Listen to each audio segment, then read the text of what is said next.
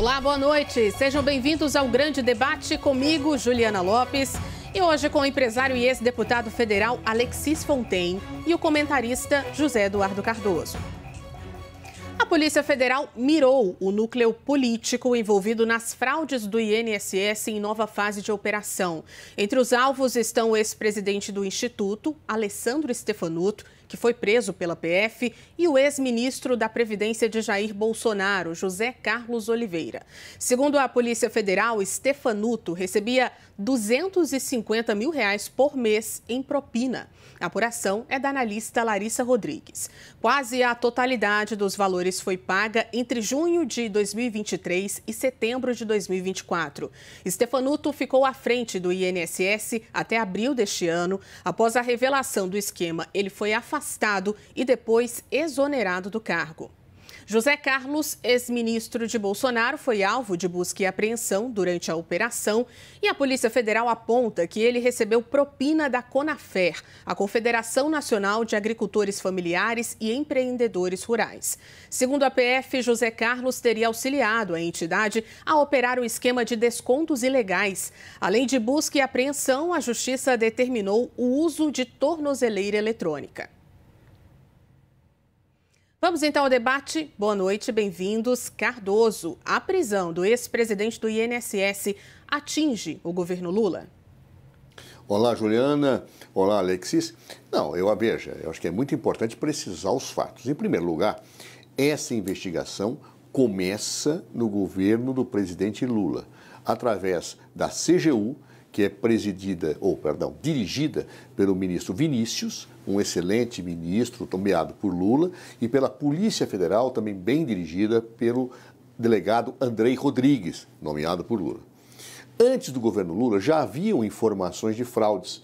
Aliás, o ministro Vinícius já disse isso, inclusive, na CPI em depoimento, perante ao ex-senador Sérgio Moro, ao ex-ministro Sérgio Moro e atual senador, que ele teria recebido informações, isso está claro, e nada fez.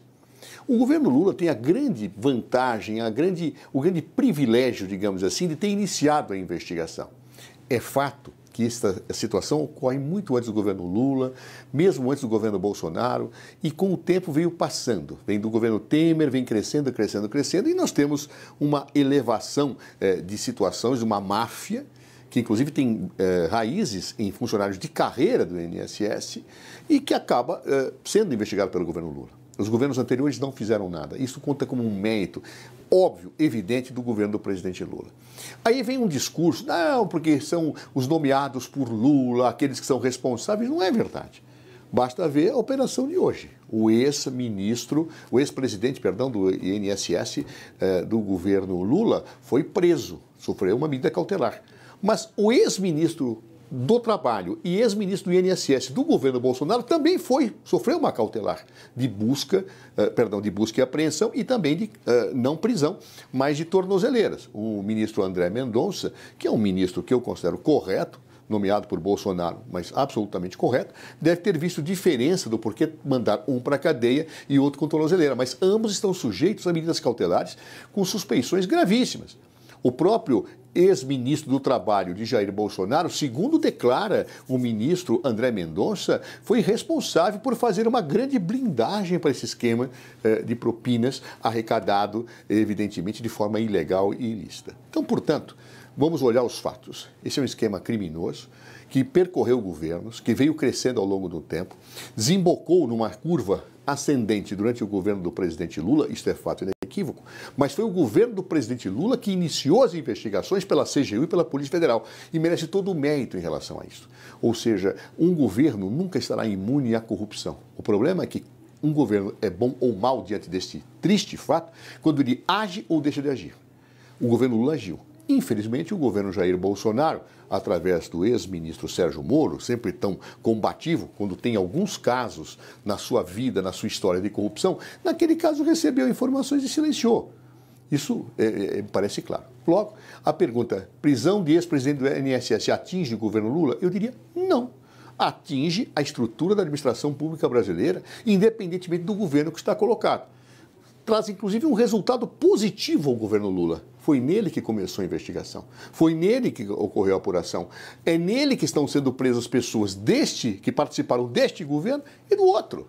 Ora, eu não vejo, portanto, como eu possa recriminar um governo que combate a corrupção, porque ela pode existir, repito, em qualquer órgão administrativo, em qualquer estrutura. Infelizmente, especialmente no Brasil, onde a corrupção ela vem desde a época do Brasil colônia, desde a descoberta do Brasil, infelizmente, ela tem uma dimensão cultural, uma dimensão estrutural, tem uma dimensão que, infelizmente, se perpetua. Os bons governos são aqueles que, diante de indícios, investigam, agem, punem, propõem a punição, dentre outros. Os maus governos são aqueles que acumpliciam-se do silêncio. Fontaine, bem-vindo, boa noite. A prisão do ex-presidente do INSS impacta o governo de Luiz Inácio Lula da Silva? Boa noite, Juliana. Boa noite, José Cardoso e a audiência da CNN. Atinge bem, mas fazendo uma pequena correção na fala do ministro, José Eduardo Cardoso, não foi o governo Lula que começou essa investigação, foi uma denúncia da revista, do jornal Metrópolis, e aí sim a coisa acaba aparecendo e aí o governo não pode recusar porque a coisa ficou pública. Eu quero dizer que isso não isenta nenhum governo de ter investigado o caso antes, não é esse o ponto. Agora, bravejar que é o governo Lula que faz investigações e tudo mais, como fez do Petrolão, do Mensalão, não é verdade. O que acontece é que quando é descoberto e exposto e tem jornais, revistas ou a própria Polícia Federal faz a denúncia e mostra o que está acontecendo, aí se mostra, não, nós investigamos. Mas o fato é que o governo Lula é atingido porque é esperado no governo Lula esse tipo de coisa. Nós somos Mensalão, Petrolão, agora tem o INSSão aí, o aposentadão e tal. Todo governo é marcado por grandes, mas grandes casos de corrupção, não é pequeno. E esse é mais cruel porque foi diretamente em pessoas muito simples. Aliás, toda a agricultura familiar que o PT tanto defende foi o mais atingido de todos, os aposentados mais atingidos de todos. Então, o que a gente observa nesse governo é essa postura. Pior, aí eu acho que é o pior de tudo, é a CPMI do INSS. Ela tem uma tropa de choque do PT, com o PSOL, com o PCdoB, para não derrubar todos os requerimentos de convocação, para derrubar todo mundo. E comemoram, isso que é mais incrível. Então é Paulo Pimenta, Rogério Correia, quem mais lá? O Rodolfo, todo mundo comemorando que conseguiram não convocar alguém para poder fazer a cariação, para fazer perguntas, para poder fazer investigação. Veja como o PT está blindando a investigação. E ainda habeas corpus, assim, dados a rodo. Assim, simplesmente não consegue investigar.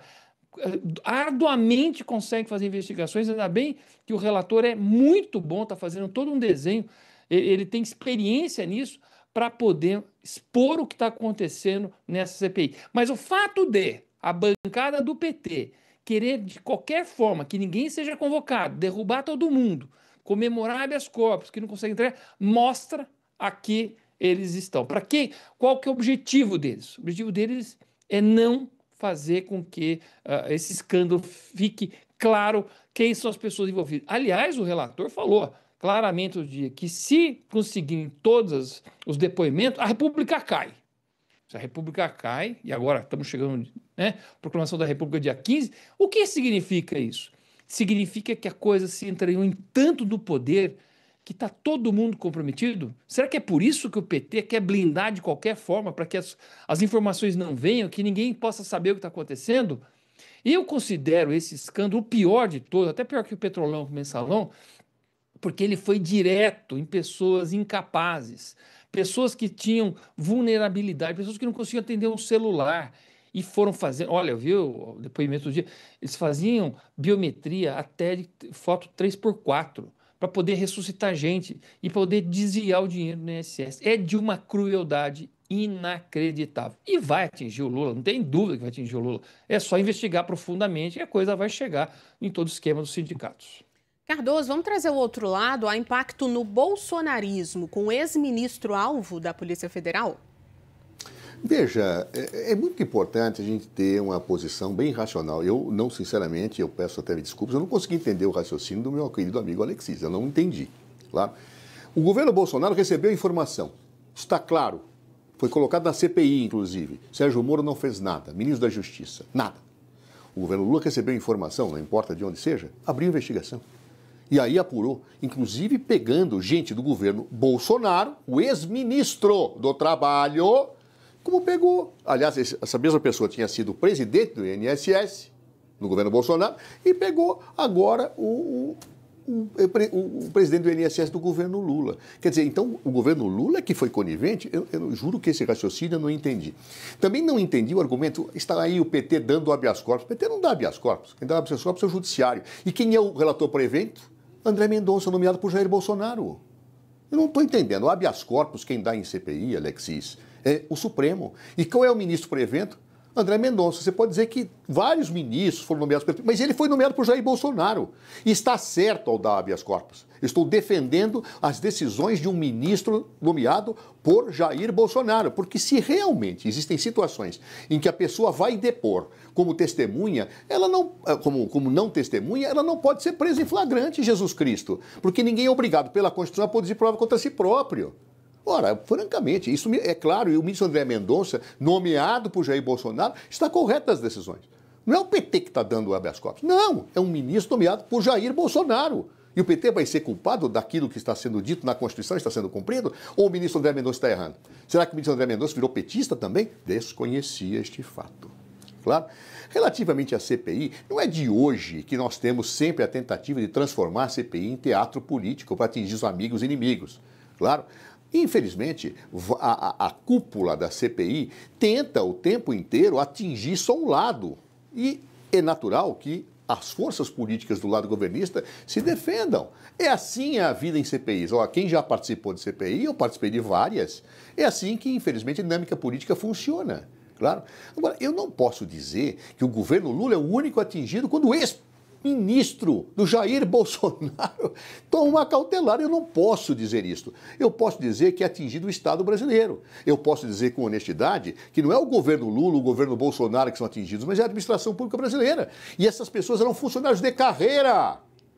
Ou seja, é a administração pública brasileira que tem que se revoltar, etc. Mas não dá para usar politicamente dessa forma, demonizando o governo Lula e dizendo que o Bolsonaro estava certo. Por quê? Porque ele não recebeu. Recebeu a informação e não fez nada. Por quê?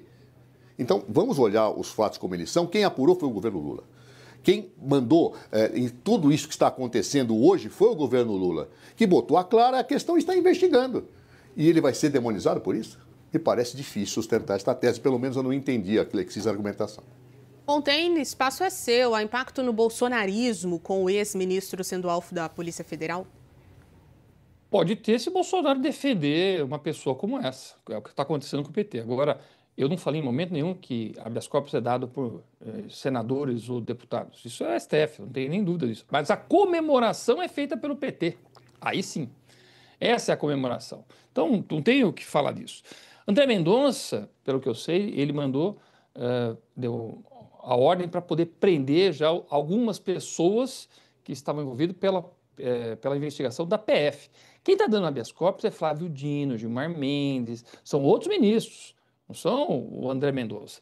E é isso que nós estamos observando nessa investigação CPMI, onde todo mundo vai calado, virou um teatro da, desculpe, palhaçada. Ah, mas ele tem o direito de não se incriminar. Ok, então vamos partir disso, termina essa CPMI, mas faz a Polícia Federal investigar profundamente. E todos os governos, eu não vou aqui defender nem Temer, nem Jair Bolsonaro e nem Lula. Mas em nenhum momento foi uma iniciativa do governo Lula, por livre e espontânea vontade, começar a investigar isso.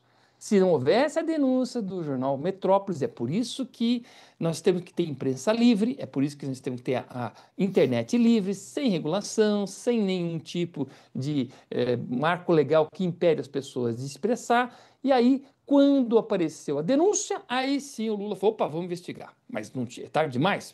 Porque até então, 2 anos passaram do governo Lula e o Lula não fez nada. Aliás, quando a gente olha a curva de aumentos, que o próprio Cardoso pontuou aqui, Temer e Jair Bolsonaro, a curva é mais ou menos igual.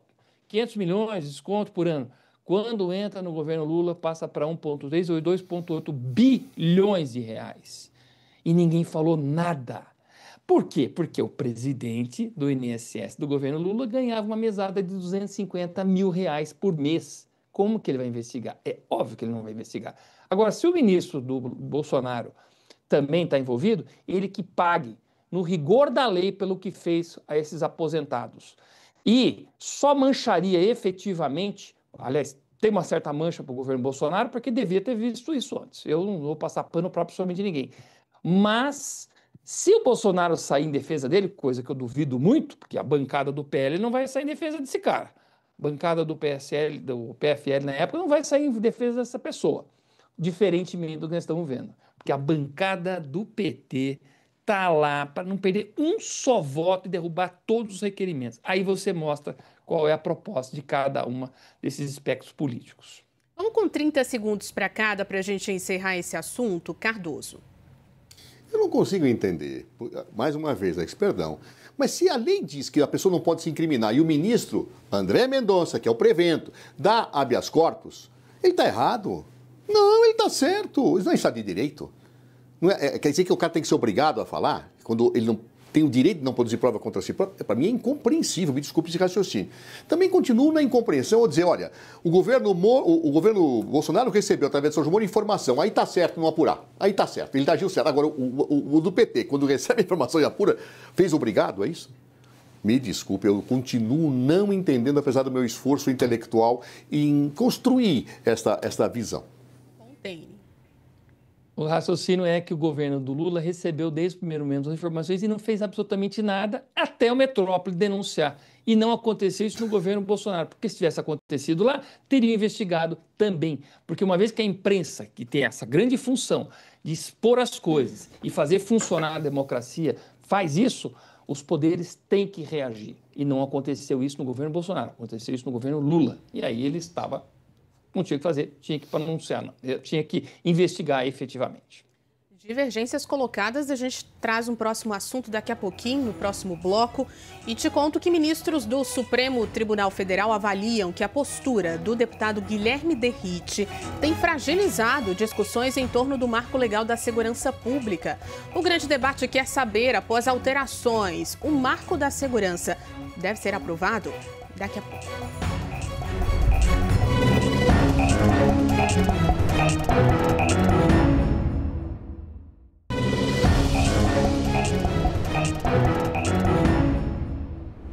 Estamos de volta com mais um assunto para debate. Ministros do Supremo Tribunal Federal avaliam que a postura do deputado Guilherme Derrite tem fragilizado as discussões em torno do marco legal da segurança pública e evidenciado o uso político dessa pauta. É a apuração da analista Luísa Martins. A leitura é de que Derrite deveria ter trabalhado para amadurecer o texto antes de apresentar a primeira versão. Pressionado, ele apresentou outras 3 redações diferentes.